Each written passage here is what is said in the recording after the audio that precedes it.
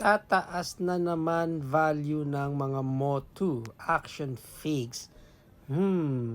For me, sa tingin ko, hindi pa siguro.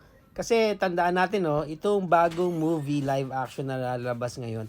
Kasunod niyan, automatic yan. Meron din mga merch na lalabas dyan. So, automatic yung bagong toy line ng He-Man na lalabas na nakabase sa bagong live action na movie. So, baka dun maglalaro yung price sa mga bagong lalabas.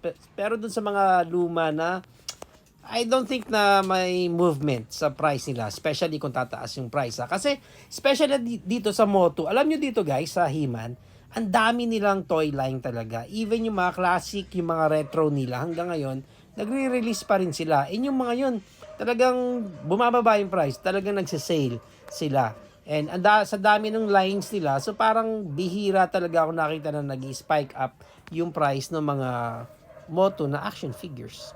So, yun. Wag muna. Hanggang di ko pa nakukompleto yung sa akin.